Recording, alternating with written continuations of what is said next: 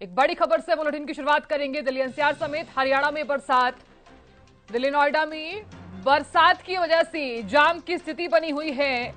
और देखिए गुरुग्राम फरीदाबाद समेत कई जगहों पर बरसात जो है वो हो भी रही है।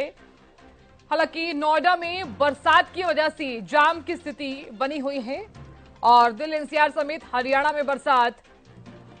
तो मौसम ठंडा जरूर हुआ है लेकिन जलभराव की समस्या ज्यों की त्यों बनी हुई है। और देखिए एक तरफ तो गर्मी से राहत लोगों को मिली है, दूसरी तरफ जल जमाव जलभराव जैसी तस्वीरें जो हैं वो यहां पर नजर आ रही हैं। तो दिल्ली एनसीआर समेत हरियाणा में बारिश, दिल्ली नोएडा में बरसात की वजह से जाम लगा हुआ है और तस्वीरें आप तक हम साझा कर रहे हैं। देखिए गुरुग्राम फरीदाबाद समेत कई जगहों पर बरसात हो रही है। मौसम ठंडा जरूर हुआ है लेकिन उसी के साथ जगह जगह जलभराव की तस्वीरें जो हैं वो नजर आई हैं। हालांकि इससे पहले भी हमने वो तस्वीरें दिखाई थी जब गुरुग्राम में बरसात हुई और जलभराव जो है उसकी स्थिति जो है वो यहां पर देखने को मिली। लोगों को आवाजाही में भारी परेशानियों का सामना करना पड़ा। लोग अपने गंतव्य स्थान तक पहुंच जरूर रहे हैं लेकिन काफी देरी से पहुंच रहे हैं। हालांकि किसानों के लिए ये बारिश अच्छी साबित हुई है लेकिन देखिए कई जगहों पर बरसात हो रही है तो मानसून की शुरुआत जो है वो शुरू हुई है। अब ऐसे में लोगों को गर्मी से राहत जरूर मिली है।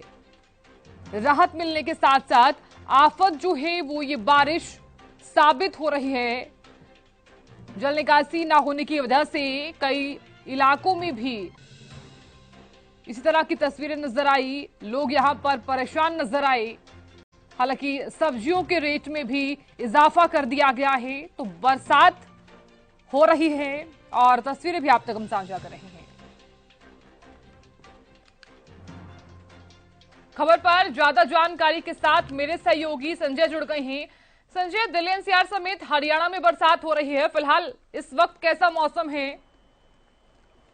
बिल्कुल साधन मैं आपको बताना चाहूंगा, गुरुग्राम में एक बार फिर बरसात शुरू हो गई है और गुरुग्राम में जिस तरीके से लगातार बरसात हो रही है और मौसम विभाग के अधिकारियों की माने तो आने वाले पूरे हफ्ते इसी तरीके की जो है हालात गुरुग्राम में रहने वाले हैं। वो चाहे दिल्ली एनसीआर की बात करूं या फिर हरियाणा के अलग अलग जिलों की बात करूं, क्योंकि जिस तरीके से मौसम विभाग के अधिकारियों ने कहा है कि अब लगातार जो बरसात है वो मानसून आ चुका है और इसी के चलते कहीं ना कहीं बरसात के बाद गुरुग्राम की जनता को काफी जो दिक्कतें हैं, परेशानी है, वो इनका सामना जरूर करना पड़ता है। लेकिन अभी की मैं बात करूं तो गुरुग्राम में बरसात शुरू हो गई। अब देखना ये होगा कि लगातार यदि बरसात आती है तो एक बार फिर गुरुग्राम के अंदर जगह जगह जलभराव होगा और उसकी वजह से जो लंबे जाम है वो लगने शुरू हो जाते हैं, जिसकी वजह से गुरुग्राम की हमेशा है जो फजीयत होती नजर आई है। चाहे जिला उपायुक्त की मैं बात करूं या फिर गुरुग्राम नगर निगम कमिश्नर की बात करूं या जीएमडी ईट की बात करूं, हर बरसात से पहले, हर मानसून से पहले वो दावे वादे जरूर करते हैं।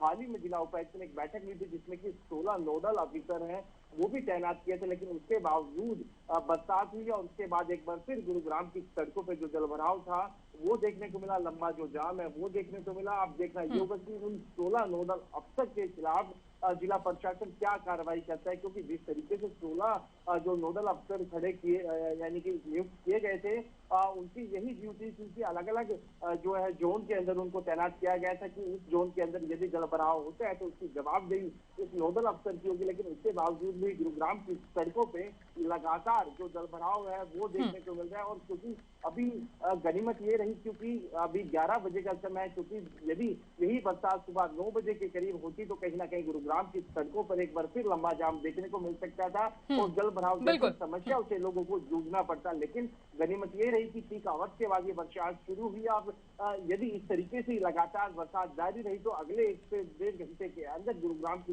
सड़कों पर एक बार फिर जलभराव की जो समस्या है तो वो देखने को मिल सकती है। हालांकि जिला प्रशासन दावे वादे जरूर करता है लेकिन बरसात के इस पानी के अंदर तमाम वादे और दावे उनके बहते नजर आते हैं। अब देखना ये होगा कि गुरुग्राम की सड़कों पे क्या इस बरसात के बाद पानी जमा होता है या नहीं। जी बिल्कुल संजय, क्योंकि ये तमाम जो दावे प्रशासन की तरफ से किए गए थे उन दावों की पोल खुलती हुई नजर आ रही है।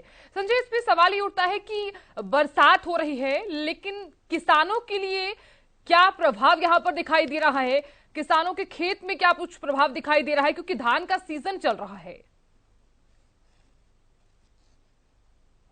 में कहीं ना कहीं हाँ। कुछ किसानों के चेहरे पे खुशी भी है, क्योंकि बरसात के बाद वो चाहे धान हो या जो अन्य फसल है उनको जो है बरसात के बाद कहीं ना कहीं उनको लाभ होगा। तो कहीं ना कहीं कुछ ऐसी फसलें हैं जहां पर बरसात मुसीबत बन के आई है, क्योंकि जब जब बरसात हुई है तो किसानों के चेहरे अधिकतर जो है वो मुरझाए हुए नजर आए हैं। तो ऐसे में कहीं ना कहीं आफत की बरसात भी कहा जा सकता है इसको। तो कहीं खुशी कहीं कम इस तरीके की बरसात कह सकते हैं। कहीं ना कहीं किसानों को कुछ लाभ हो रहा है तो कहीं ना कहीं कुछ जो है नुकसान हो रहा है, जिसका असर अब कहीं ना कहीं सब्जी मंडियों के अंदर भी देखने को बिल्कुल। मिल रहा है। वो हाँ। चाहे हरी सब्जियों की मैं बात करूं, लगातार वो जो उनके दाम है आसमान छूते नजर आ रहे हैं। टमाटर की मैं बात करूं, वो अधिक लाल होता जा रहा है। 150 रुपए प्रति किलो तक जो है टमाटर का भाव है वो मार्केट के अंदर पहुंच गया। उसी के साथ साथ आम मतलब की जीवन में जो सब्जियां हैं वो कहीं ना कहीं अब शतक पार कर कर उससे अधिक रेट में कहीं ना कहीं वो बिक रही है। करीबन 50% से ज्यादा जो है रेट तमाम सब्जियों के बढ़ गए, जिसकी वजह से आम जनता की जेब पर भी इसका प्रभाव देखा जा सकता है। जी